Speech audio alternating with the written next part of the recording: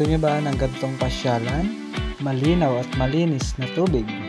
Yung mag-e-enjoy ang pamilya, ang barkada, at ang maiinit na magjowa. So, kaya dito na sa Aurora. Hindi talaga mauubusan ng wonder of nature kung ang pag-uusapan ay ang probinsya ng Aurora at bayan ng San Luis.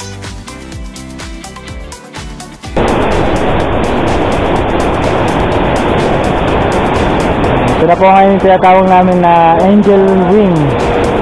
Angel Swing. Ano po yung nalaglagan po ng bato ng bagyong Pipito.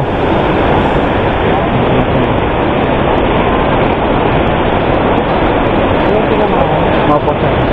Tapos yung bato. Ayun sir, yung kulay brown po na yun, saka yun pong isang malaki doon. Yung kulay brown. Galing po rito sa may taas. 2016 naman sir, yung nalupet po yung pipe. Ito yung mga naputol, saka yung iba mga lupet po yun. Ay po yung nahulog sir, malaki na yun. Yun. Yun naman po yung galing sa kabila doon. Gumulong. Ano yun, nung 2016 nga sir, may bagyo po nun. Na-repair na pala. Ay, na-repair na siya, tapos ngayon namang bagyong Pipito na karang taon, batong naman, yung malit na yan, saka yun. Nabutas naman siya.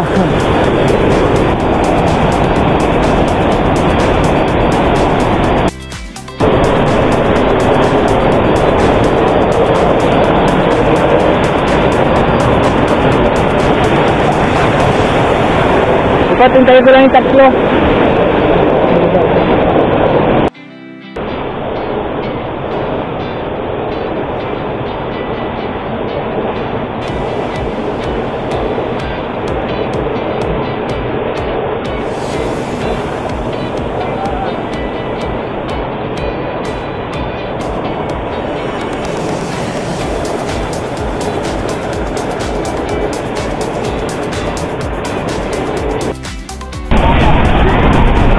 Yan na po yung mga guests namin.